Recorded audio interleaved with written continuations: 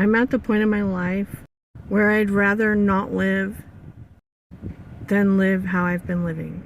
When I think of all the responsibilities and expectations that people have of me, what I'm supposed to do, I'm just like, no. I feel like I'm being ripped apart. I feel like that is not me. That's not what I'm for. And it's been like I've been trying to push myself out, like past something. And I know those things that I've been trying to push past are like my fears. Basically had like a vision of myself, my purpose since I was a kid, and throughout my life been told I was crazy, living in fantasy land, and that everything was impossible. My ideas are dumb, but I've still worked towards being or attaining that the best I knew how to navigate in this world. And I've had a lot of obstacles, traumatic obstacles, where I've basically had to face the things I was afraid of. And over the last few years, I have become homeless. My car's broke down right now. I've got to give my ex-husband's car back. About like $30. And a lot of people that I feel like I've been imposing on because, for instance, I wasn't able to pay someone back on time. And that was really hard to face because I really wanted to. But it's felt like everything that I've tried, try to do things the way that are expected of me, and another obstacle comes up. I've been rejected in like every way, and I'm to the point where I'm like, you can hate me and I understand why. Because I didn't fulfill some obligation that I'm supposed to do according to this world and society. And I really care about people and love people. So I don't want to disappoint them and I don't want to hurt them. But it's to the point where I've seen that if I don't do or be what I've felt since I was a kid, it's a much bigger disappointment.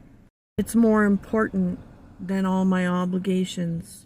There's so much that I have to offer that's been stuck in me. So that's one reason why I started doing these videos. There's so much more to it than that. It's not about attaining anything, because I've come to realize that nothing external is solid. Clinging onto anything outside of me will lead to my death. So that is why I started doing the paradigm videos, and I'll just see what happens. I see a paradigm shift.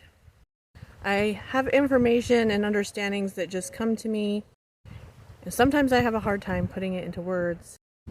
But I see a big shift coming, and I wanted to explain the best I can what this means, what this entails, details of it.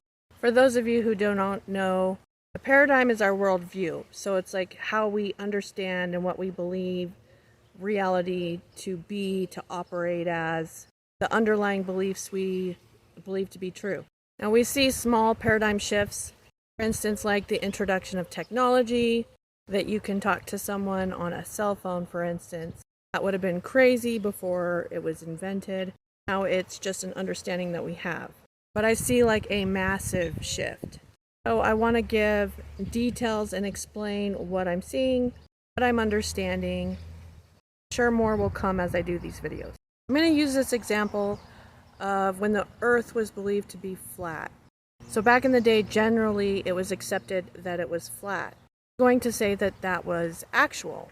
What I mean by that is that just as we think that the reality in Earth is as we believe it to actually be, it was like that for the people when they believed the Earth to actually be flat. So you may say, well, it wasn't actually flat, it was round. They just didn't see it or realize it. They didn't perceive it. What I'm saying is that the Earth may seem round. We have all these rules about reality that seem actual to us, but it's actually more than round. There's more to it that we're not perceiving or seeing or understanding. And when they realized that the Earth was round, it changed how they operated, how they saw the world, what they made their decisions on, how they lived. We could also look at this from an evolutionary standpoint and look at how the brain has evolved. And off the top of my head, no, I don't remember all the parts of the brain, but as evolution occurred, the brain developed and more parts of the brain were activated. And even in different mammals and stuff, the way that they use their brain and the way they perceive the world is very different than how we perceive the world right now. And we all know there's so much more that we're not perceiving.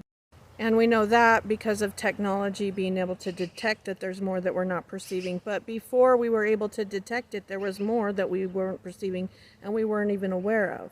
And as our brains develop and we use more of its function, because I don't know what they say now, but we don't use very much function of our brain, there's more that we will perceive. Now, the old paradigm, the one we're in now, is that our perception is based on our brain activity. So we tend to think of consciousness as coming from the brain. But the way I'm seeing it is more consciousness trying to come through the brain. And the brain is providing it feedback on how things are, what it needs, how the brain perceives things to be true. In quantum physics experiments like the double slit experiment and the delayed choice quantum eraser experiment, particles make up matter, don't exist in a time and location without measurement. They claim it's in superposition, meaning it has an infinite number of possibilities where it could exist in time and space until it is measured. Some say it's the observer collapsing the wave function. I say it's not the wave function collapsing. It's that it's everywhere and everything, and we perceive it based on our assumptions. So when you watch the delayed choice quantum eraser experiment, the results that they got, you can see how if you look at the questions that they asked and look at the assumption behind the question, the result was in direct correlation with the assumption behind the question that they asked. So the assumption of what's true is directly related to what is perceived, and then we perceive and then assume. So it's a feedback loop. But without the assumption, reality is in superposition, meaning there's an infinite number of possibilities as to where it could be. Our assumptions are literally deciding its location. There's nothing objective outside of the assumption. Consciousness and matter, reality, are intertwined that way. Literally what you perceive and see is because you assumed to. I have some more messages for you on how a paradigm shift, the assumptions that you believe to be true about reality, could drastically change the reality that you live in. I have been feeling like I have one foot in one reality and another in another reality.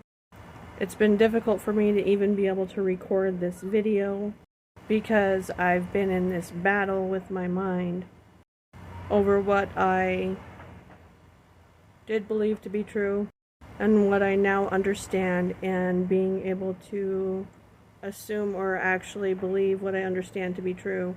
After learning about the quantum physics experiments, I came to understand that it was the assumption behind the questions that the physicists were asking that affected the results of the experiment. It wasn't that the particles were collapsing the wave function into one location in time and space. It was that they were observing it in one location. And that the only difference between it being in a different location was the assumptions of the physicists about what's real. In other words, if they had a different assumption, it would have been in a different location. And if it could be in any of those locations, and it was only the assumption that made it into reality, then there's no way for me to understand that reality is objective, based on the subjective assumptions. So then that brings another understanding and more questions that everything around me that I am experiencing is based on my assumptions, including other people. So then my immediate question would be after that, well then, who am I? What am I? If I'm the one responsible for the reality that's around me, then who or what am I? Before I get into that though, there's another physicist that came up with a theory, and he has a proof for it. You can look into it. But he basically was able to show that all the information in the universe is also contained in every single photon. So then I think of my body, what I would typically call myself, as made up of all the photons, and realizing that every single photon has all the information of the entire universe within it. The entire universe is within what I would typically call me.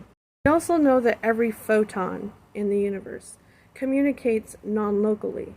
What that means is that if you do something to one photon, there's an effect on every single photon in the universe instantaneously. It doesn't take any time at all, it's instant.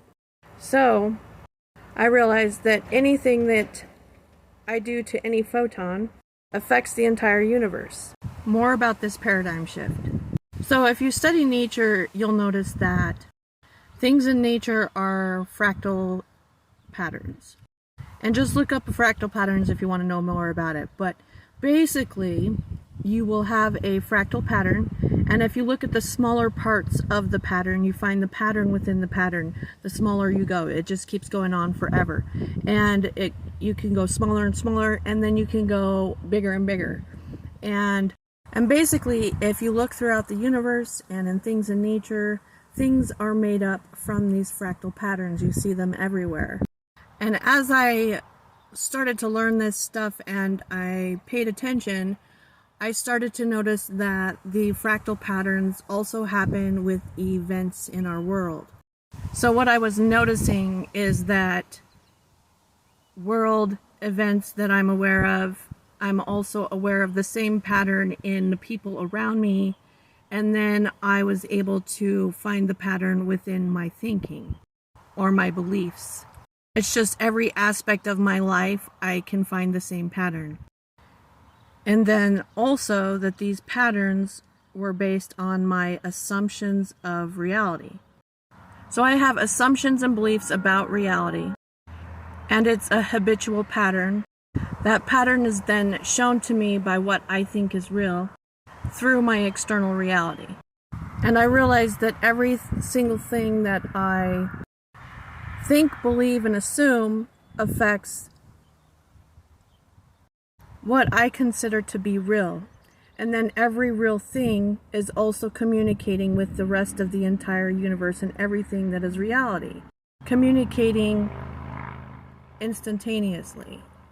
Then I realized that when I did something in reality, it affected my pattern of thinking, of believing what is to be true, but it also affected the rest of the pattern in reality. So I did this experiment, because what I had started to notice is that if I do something in the pattern and I know how it connects to a bigger pattern, it would affect that bigger pattern as well. I'll tell you my experiment just so you can see, without telling you every detail of how I figured this out. But there was this guy that I was talking to, and then he had stopped talking to me. And I figured out what I was doing, where my beliefs were focused when I started talking to him. And I realized that I had quit vaping for 3 days when I had met this guy. And I found the connection and realized that that was somehow connected to me meeting this guy. So I was like, holy shit, and I just decided to quit again, right then. I went home and started making this video, and during the video, he messaged me. I then realized that I just figured out how magic and spells work. It's not so much what herbs or potions or what is actually done that makes things happen in reality around you. It's the feedback that you get from having an experience and how it influences the assumptions of what you believe is true.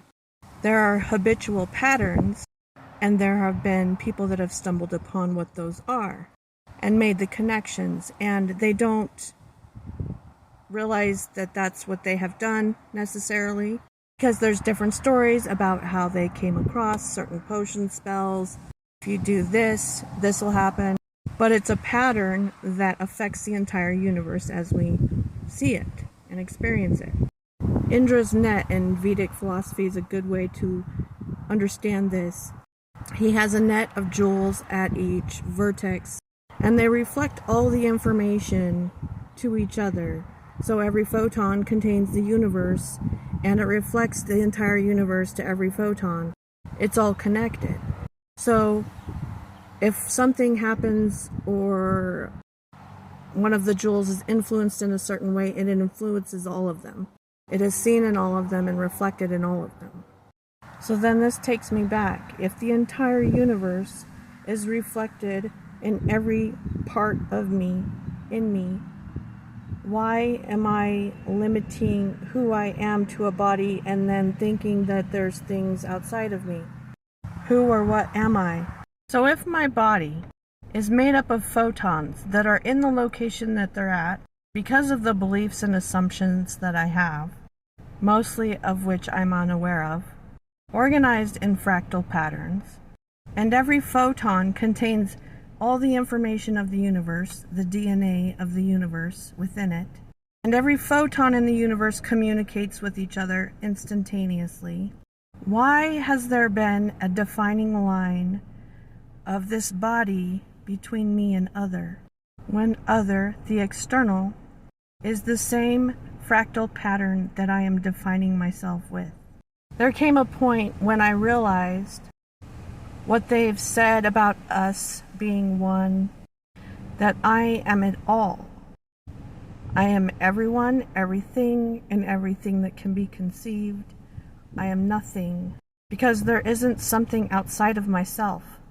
It's all me. Everyone is me. I am the center, and everyone else, everything else that I perceive is also the center, because the center is all there is. And the experience of being limited is only real as far as I have perceived it to be real. When you start coming to the realization that everyone is you, that everything, every event in your reality is you, well, it can be pretty intense. I can only relay my experience. But when that realization first hit me, I cried for days because I thought about the world around me and what I knew of reality around me and all the traumas that I've been through and the people that I've blamed for doing them. And then I thought of the traumas and experiences that have gone on in the world. People who have done things to other people and caused a lot of pain. I thought about a lot of the catastrophes, starvation, stuff like that, diseases, death. And I realized that I was responsible for it all.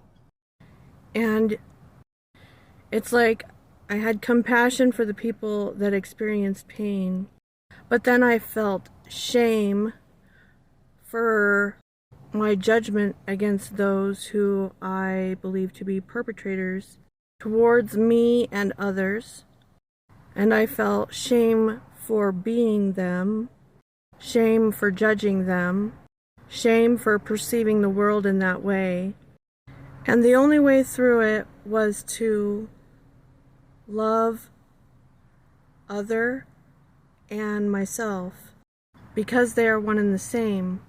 I am creating the reality around me by reflecting it into being. And I understood that I was the cause for the world and reality around me to be the way it is. But I was unaware of how I'm the cause. The subconscious thoughts, beliefs, and assumptions that I have that are causing it to be the way it is. I also understood that everything that I've ever done in my life as Sonia was always justified in my mind by some reason, some explanation. I didn't realize the wrongs that I did, if you would even want to call them that. That's not a word that accurately depicts what I'm trying to say. But I was ignorant.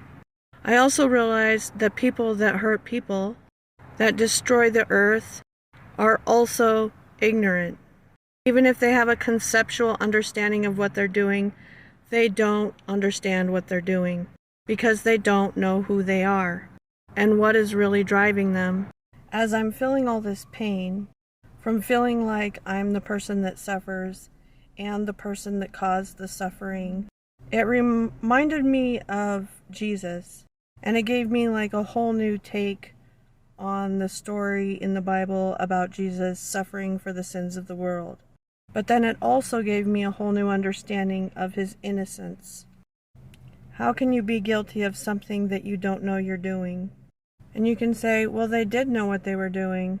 But how can you know what you're doing if you don't even know who you are and who they are? And I had like this intense desire to heal the world or see the world healed, to end the suffering. And I knew that the way to do that was through love and from within myself. It basically came down to be able to see with different eyes, because I also understood that every version of reality is only as real as I perceive it. So my vision of reality is also real so long as I perceive it.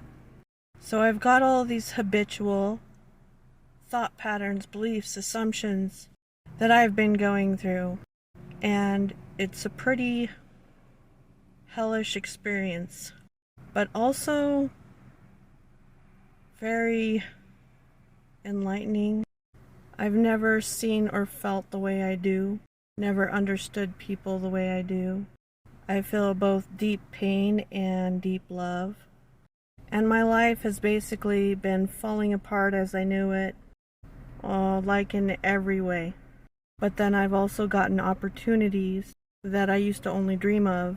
I want to explain to you how your mind may operate after you realize that your environment around you, the people around you, are a reflection of you.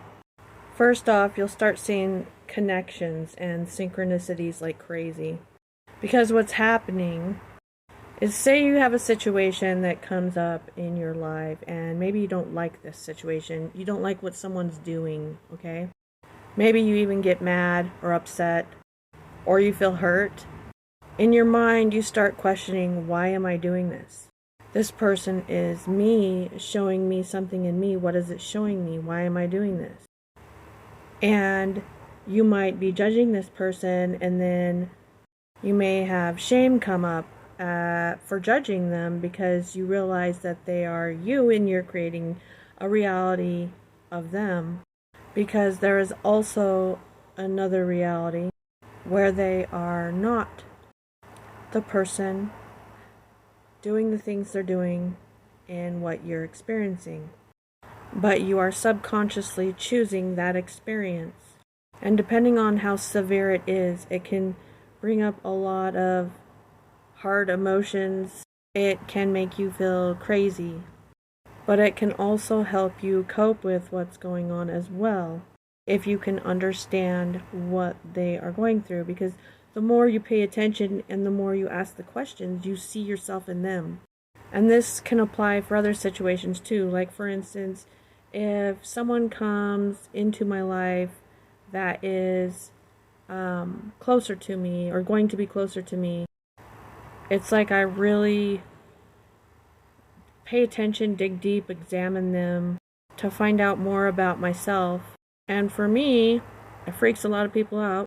And again, that is something that I am reflecting out into the world, because it's a habitual belief that I am the black sheep of my family, the weirdo, the crazy. My ideas are really far out there and people don't understand me.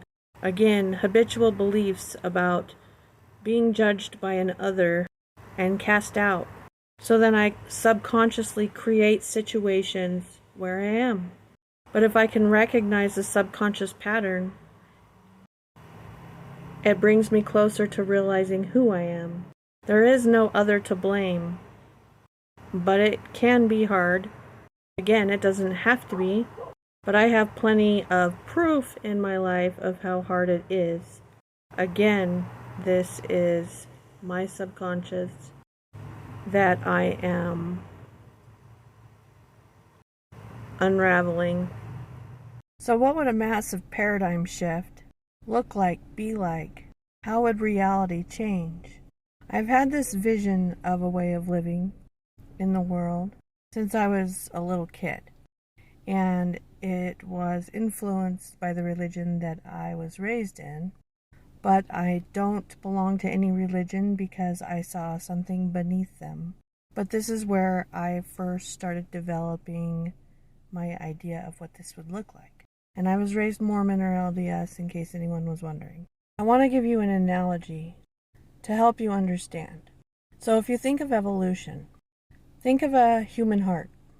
Before there was such a thing as a heart, can you think of the cells of a heart not operating as a heart? So it wouldn't even be defined as a heart, but cells not cooperating and probably dying off until they did cooperate. And once they cooperated, the heart beat. Each cell has a different function, but they operate under the will of the heart, causing the heart to beat. Now think of all the organs of the body. The same scenario would apply. Once they all worked together in cooperation, you would have a human, and the human operates under one will, the will of you, or what you define yourself as right now.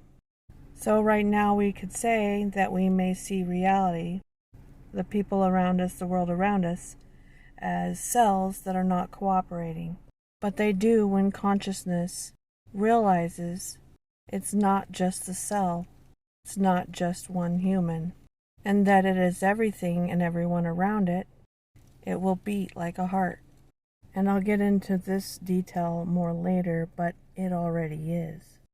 But you're not seeing it as real. So when you realize that everything around you is you, there would be no conflict because everyone would operate under the same will. They would have different functions of the same will. Some people call this the will of God, but I don't necessarily use that term. It doesn't matter. So people would feel connection, operating under one will. They would know their purpose and they would do their purpose. There would be no work, and I'll get into that too, what that means. Everyone would have what they wanted and needed. Matter would change, there would be no death. You would realize that the ones who have died are also there too. Real, you would see them. There would be no suffering of any type. I'll get into the details explaining all this in the next video. So I want to get into some of the details of this massive paradigm shift. First off, remember that matter, made up of photons, is only where it's at because you perceive it to be there. You assume it's there. You have certain assumptions about how reality looks. But it exists as a wave of infinite probabilities. The many worlds theory has it correct in saying that every version of reality also exists if there is consciousness that can perceive it. So, someone who hurt you also did not hurt you. Someone who died also did not die. Your illness also does not exist. Aging also does not exist. What you can imagine also does exist. There is consciousness to perceive it and assume its truth. Here's the part that people misunderstand. A lot of people say they believe something, and they don't really believe it. They just hope that they're right and look for evidence to support what they hope is right. There's a difference. Everything exists right now, all situations, because time is not linear like we perceive it right now. It's multidimensional. This is why, for instance, in my own experience, I was able to see my ex-husband at one time. I saw his little kid self and an old man self all in one being. I do have a picture I made of it to kind of show, but it was his memory of the past and his expectation of the future. It all exists right now. So, another analogy, in the seed of a flower contains all the information for the flower, fully bloomed. It's actually fully bloomed in the seed. We perceive it to take time to grow because of how we perceive time. Also, for us to believe something, we tend to have to make sense of it. And we usually have something like an idea or something that we think of and then look for evidence to support that idea. When you ask a question like, is there some government conspiracy? When you look for evidence to support it, you will find it. That's why when people bring up some type of conspiracy theory, I know that if they've done their research, they most likely have found evidence for it. Same with all the different beliefs. Aliens, UFOs, spirit guides, twin flames. If you assume that it's true, of course you're going to find evidence for it. Then you say, well, I can prove it. Yeah, because they all exist. And it's all you. There are so many things that we assume about life and reality that we have backwards. And this is also why there is so much about life that we do not like. It's why we experience suffering. First thing I'll mention is that we assume that we have to get, attain, do, work, struggle. Even people who are in like the spiritual community say you have to do the spiritual work. You have to do to attain. You have to improve yourself. You have to get. But when you assume something to be true, believe it, it is automatic because time is not a linear thing. It's all right now. So when you believe that you have to get, to attain, to go do, to work for, to improve, you are assuming that the opposite of what you want is true. Maybe assuming that you will eventually assume what you want to be true only if you do these things that are difficult. And this creates the struggle in our life. We struggle because we think that if we don't, we can't have what we envision. We are identifying ourselves as not good enough to have what we envision. We have forgotten who we are. But you are it all, and you can experience anything. Nothing takes time to exist. If you conceive of it, it exists right now. Now, you may be thinking, well, how do I flip the switch? But stop worrying about how to, and realize that what you want, what you dream of, it is there. And as you realize that, because what we are doing is remembering who we are, you let things happen. So it doesn't mean that you're going to just be sitting there, but your actions that you do take will not be work. Do you feel like your heart is working? You don't have to consciously make your heart pump or beat. It just does. That's what makes it a heart. But it doesn't struggle to beat. It doesn't struggle to be a heart. Another part of why we struggle is because we don't know who we are, so we don't know what we want. And that is what we are discovering. But we put up so much resistance to what we are experiencing because we forget. We think we need to improve ourselves, but there's nothing to improve. We are already perfect and whole, but we have forgotten that. If you think you need to improve, you automatically assume that there's something wrong with you, and that is what you see. But if you think you're an athlete, for instance, you will do the things that athletes do. I've spent most of my time stressing and worrying about how to put what's in my mind, in my heart, in my head, out into words. It's something that I've struggled with since I was a kid. I worry about what words to use, how to organize, and I realized that I just need to start talking. I always thought that people would not understand what I was trying to say, and they would think it was crazy or weird, or I was crazy or weird. And my reality has shown that to me. Or they would think it was dumb. For instance, rarely do I ever have any friends or family look at my videos. I'll think, hey, this one's good, or that one applies to this person or whatever, send it to them, and I rarely ever hear anything about it. It's the same thing with how I feel. I spent most of my life not telling people how I felt or showing my emotions unless it was too extreme. Because I thought that if I loved someone, or they knew I did, they would push me away, run away, or think I'm crazy or weird. And that's mostly what I've seen. But the thing is, I realize that the reason why that is my reality is because that's my underlying assumption of who I am and how this reality is towards me. So I'm seeing these inner beliefs and having to realize that they're not true. They're not like an external force on me. It's just how I'm assuming it to be, how I'm identifying myself, and realizing that it's not true. What I really understand to be true about myself and the world is something much higher. The beliefs of not being good enough, being rejected, are programmed in my cells. And so I can look at them and rewrite the program.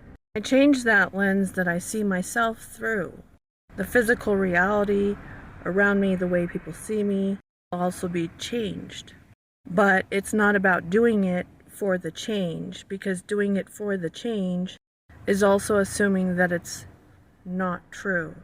It's something that you have to find to be true whether you are validated externally or not. And as a result, you'll get the external validation, but it won't matter. It's just not your reason anymore. Albert Einstein said that everyone is a genius. And that's so true. Every single person has the entire universe within them, the DNA of the universe. DNA of all that is, more than what we see. You're a point of attention in all that is. And just like every cell in a heart has a function, so do you. And just as if you were a cell in a heart, for the heart to beat, every cell has to be operating at its full function. It has to know its reason, its purpose, and it comes from an inner knowing, an inner connection, a higher consciousness. What we tend to do, though, is control everything externally. We try and manipulate the world, control people, tell them what to do, make laws, think that we know what's best for everyone, when actually everyone has this knowledge innate in them. Rather than trying to force people to be and do what we want, it's about seeing that they are. They are already what you want. And if you're not seeing them in that way, there's something inside of yourself that you're not seeing as well. Rather than trying to force other people to be how we want them to be, help them discover it within themselves. Find out who they are. They know what to do inside them.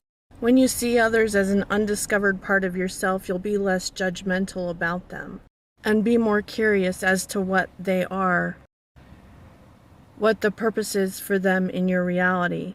When you heal others, you heal yourself. Let's talk about the idea of protection, spiritual protection, or just any type of protection in general.